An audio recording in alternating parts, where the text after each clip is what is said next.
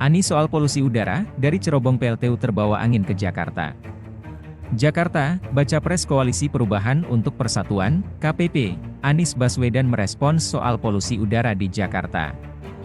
Anies mengatakan polusi itu dibawa dari hasil industri di sekitar Jakarta. Kalau Anda perhatikan polusi udara, ada hari-hari di mana polusi itu tinggi sekali, ada hari-hari polusi tidak tinggi, karena aktivitas di Jakartanya sama setiap hari, ujar Anies dalam acara Desak Anies, di Postblok, Jakarta, Selasa, 15 Agustus 2023. Anies mengatakan salah satu penyebab polusi di Jakarta ialah polutan dari PLTU yang terbawa angin ke Jakarta. Namun, lanjut Anies, polusi itu tak hanya di Jakarta, tapi juga ke Lampung dan Banten. Namun tidak ada sensor yang menangkap polusi udara, kok bisa situasi itu terjadi? Sesungguhnya yang terjadi, selain polutan dari dalam aktivitas dalam kota, juga polutan yang diakibatkan dari kegiatan di luar kota Jakarta. Apa itu? Banyak pembangkit listrik tenaga uap yang kemudian cerobongnya menghasilkan polutan. Ketika arah anginnya bergerak ke arah Jakarta, maka dia tertangkap oleh sensor, terangnya. Angin bergerak ke Lampung, bergerak ke Banten, di sana nggak ada sensor, jadi tidak muncul menjadi problem. Saya merasa di seluruh Indonesia harus dipasang sensor polusi udara sehingga kita mengetahui kualitas udara bukan hanya di Jakarta, tetapi berbagai wilayah yang dekat dengan wilayah industri.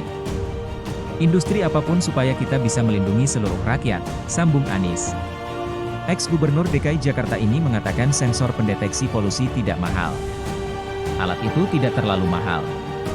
Jangan sampai kita seperti kasus COVID kemarin ketika ditanya bagaimana kasus COVID-nya, alhamdulillah tidak ada. Kenapa? Karena tidak ada testing. Apa kualitas udara di semua tempat kita baik? Ya, kalau nggak ada sensor dan monitor kita akan merasa baik, jelas Anies. Anies menawarkan solusi agar semua kota nantinya memiliki alat pengukur kualitas udaranya sendiri. Kedua, harus dimulai juga transisi pembangkit energi tak terbarukan menuju energi terbarukan. Jadi menurut saya ke depan nomor satu semua kota harus memiliki alat ukur kualitas udara. Kemudian yang kedua harus dimulai secara serius transisi dari pembangkit energi tak terbarukan menuju energi tergantikan, kata dia. Solusi Anies selanjutnya adalah penggunaan fasilitas umum yang berbasis listrik. Dan terakhir, menurut Anies, harus diperbanyak daerah hijau di setiap perkotaan. Keempat, memperbanyak paru-paru kota di semua wilayah perkotaan. Itu contoh roadmap yang bisa kita kerjakan, tuturnya. Kualitas udara Jakarta buruk. Kepala Dinas Lingkungan Hidup DKI Jakarta Asep Kuswanto sebelumnya mengatakan buruknya kualitas udara di Jakarta saat ini dipengaruhi musim kemarau yang sedang tinggi-tingginya. Kondisi tersebut menyebabkan udara kurang baik. Memang kualitas udara Jakarta sepanjang 2023 ini cukup berfluktuatif. Tadi disampaikan Pak Dirjen, salah satu faktor pencetusnya adalah kondisi musim kemarau Juli-September biasanya musim kemarau mencapai tinggi-tingginya, sehingga berakibat pada kondisi kualitas udara yang kurang baik, kata Asep dalam jumpa pers, Jumat 11 Agustus.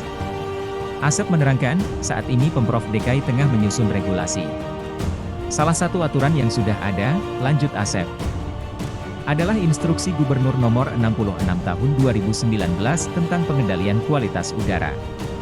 Nantinya Pemprov DKI juga akan menerbitkan Pergub sebagai langkah pengendalian polusi Jakarta. Sementara itu, PLT Deputi Bidang Klimatologi BMKG Arda Sena Sopahluakan menyampaikan bahwa kualitas udara cenderung naik saat musim kemarau.